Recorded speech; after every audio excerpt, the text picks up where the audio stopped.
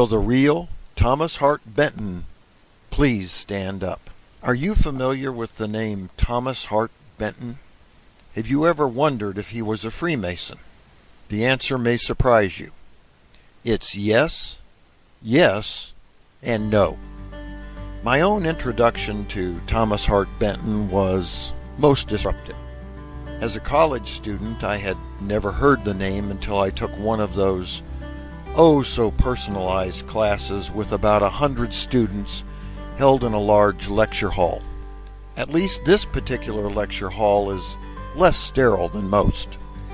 In place of the standard invisible beige walls, several interesting Thomas Hart Benton murals surround the room. The seats are comfortable, the setting is nice, and by all standards it should be a fine place to ignore the lecturer and worry about the upcoming midterm you know in advance you won't study for. Instead, it is, for most, an uncomfortable setting and is, in fact, one of the most notorious rooms in the state. Why? Clearly visible from any seat in the room, the front panel depicts a Ku Klux Klan cross burning.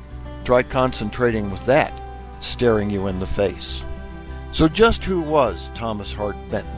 Without the common use of that rather distinctive middle name, Thomas Benton would not be very unique at all. As it is, however, even with the use of the unusual middle name, there remains some confusion among the craft.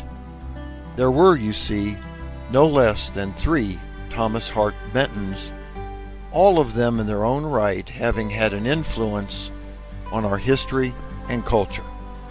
Missouri's first senator, Thomas Hart Benton, who lived from 1782 to 1858, was the son of Jesse B. Benton and Ann Gooch. Her mother's maiden name was Hart, from which Thomas received his middle name. None other than Andrew Jackson brought Benton into Masonry.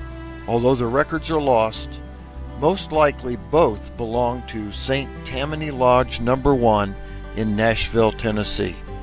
The two men had a falling out during which Benton shot Jackson, but later they reconciled.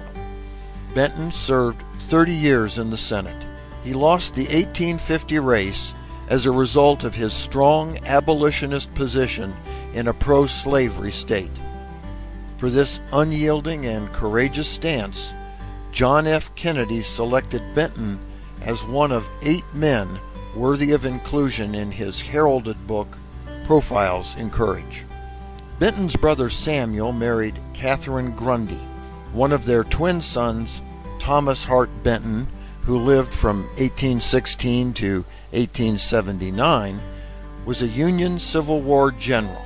Senator Benton's nephew lived his adult life in Iowa, where in 1849 he was raised a Master Mason in Iowa City Lodge No. 4.